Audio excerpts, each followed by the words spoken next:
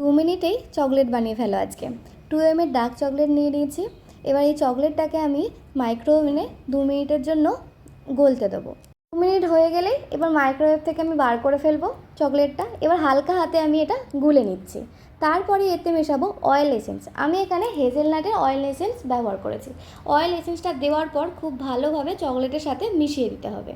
আর সব থেকে সোজা জিনিস, দুটো এরকম কাচের গ্লাস নেবে, পাইপিং ব্যাগটা ঠিক এরকম নেবে। এর মধ্যে এবারে চকলেটটা ঢেলে দেবে। আমি ঠিক যেভাবে স্টেপ বাই স্টেপ করছি তোমরা একটু খেয়াল করো। আর একটা গ্লাসও আমি ঠিক এইভাবেই করে নিচ্ছি। এবার পাইপিং ব্যাগের ওপরটা গার্ডার দিয়ে বেঁধে নিতে হবে।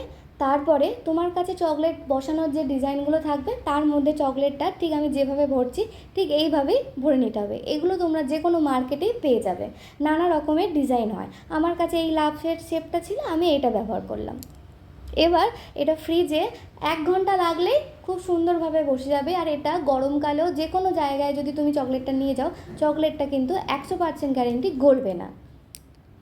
দেখো আমার চকলেটগুলো বসে গেছে। এবার ঠিক এইভাবে আস্তে আস্তে এগুলো থেকে বার করে নিতে হবে। কত সুন্দরভাবে চকলেটটা বসেছে দেখলে। যদি আমার ভিডিওগুলো তোমাদের ভালো লাগে তাহলে সাবস্ক্রাইব করতে কিন্তু একদম ভুলো না। আর আজকে এত সহজ রেসিপিটা তোমাদের কেমন লাগলো কমেন্ট করে অবশ্যই জানিও। আর সাবস্ক্রাইব করে দিও। নমস্কার, আবার একটা সহজ এরকম রেসিপি নিয়ে আবার তোমাদের সাথে হাজির হব। আমার মিষ্টি ওভেনে তোমাদের সবাইকে স্বাগত। নমস্কার।